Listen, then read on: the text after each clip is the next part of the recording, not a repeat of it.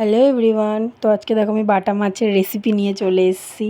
তো আমি ভাত আর মাছ রান্না করব আজকে। তো মাছ করার জন্য আমি মশলা করে নিচ্ছি, এখানে জিরে আর আদাটা বেটে নিচ্ছি ভালো করে শিলনোড়ায়।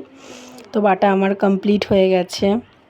তো এখানে তেলটা গাইস গরম করে নিয়েছি, ভালো করে মাছগুলো ভাজা করব। তো এই জন্য তো এখানে মাছগুলো দেখো আমি একটা একটা করে ভাজছি। এত মাছটা ছিটকাচ্ছিল গাইস, আমার তো ভয় লাগছিল, তাও ভেজে নিয়েছি। এখন অনেকটাই মাছ ভাজা শিখে গেছি, আগে অতটাও পারতাম না। তো এখানে দেখো মাছে দেওয়ার জন্য আলু কেটে রেখেছি, আর এখানে টমেটোটা পেস্ট করে নিচ্ছি, তাহলে ভালো লাগবে। আদা জিরে দিয়ে পাতলা করে মাছ রান্না করছি। তো তো এখানে টমেটোটা পেস্ট করে দিলে ভালো হবে। তো দেখো গাইস এখানে মাছ ভাজা আমার হয়ে যাচ্ছে, লাল লাল করে একটু মাছটা ভাজছি। বেশ ছোটো ছোটো বাটা ছিল, বেশ কিন্তু ভালো জ্যান্ত মাছ ছিল, বাবা কিনে দিয়েছিল সকালবেলা। তো এটাই এখন আমি রান্না করছি। তো এখানে দেখো আমি মাছ ভাজাগুলো তুলে নিচ্ছি, দিয়ে বাদবাকি মাছ ভাজাগুলোও দিয়ে দিচ্ছি, মাছগুলো ভাজা করে নেব ভালো করে। তো এখানে দেখো গাইস আমি মাছগুলো দিচ্ছি, ভাজা করছি কড়াইয়ে। একটাও মাছ কিন্তু গাইস ভেঙে যাচ্ছে না, ভালোভাবেই করছি আমি, ভালোভাবেই শিখেছি, কি বলবো আর।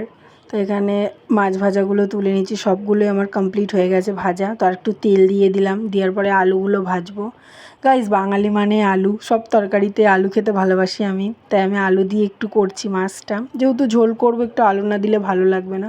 এখানে নুন দিয়েছি, নুন হলুদ দিয়ে আলুটা ভাজা করে নিচ্ছি, যাতে আলুটার মধ্যে নুনটা যায়, ওর জন্য নুন হলুদ দিয়ে ভেজে নিচ্ছি এখানে লাল লাল করে আলুটা, যাতে তাড়াতাড়ি সিদ্ধ হয়ে যায়, এই জন্য একটু লাল লাল করে ভাজছি।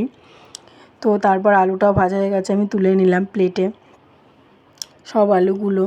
তো তারপর আমি কড়াইয়ে তেল গরম করে একটু জিরে ফোড়ন দিয়ে যেটা পেস্ট করে রেখেছিলাম সেটা, টমেটোটা দিয়ে দিলাম, দিয়ে ভালো করে কষাচ্ছি। এখানে যত ভালো করে কষাচ্ছি, কষানোর পর নুন হলুদ লঙ্কার গুঁড়ি দিয়ে ভালো করে কষাবো, যত তরকারিতে কষানো হবে তত ভালো। এরপর আলু দিয়েও কষিয়ে ভালো করে কষাচ্ছে, আলু দেওয়ার পর একটু জল দিয়ে কষিয়ে নিয়েছি।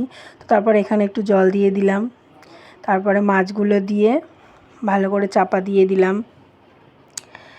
তো তারপর দেখো গাইস অনেকটা আমার মাছ মানে হয়ে গেছে তরকারিটা, আমি একটু গরম মশলা দিয়ে তরকারিটা আবার নামিয়ে নেব। তো তোমরা সবাই আমাকে অবশ্যই কমেন্ট করে জানাবে কেমন হয়েছে তরকারিটা। তো চলো টাটা।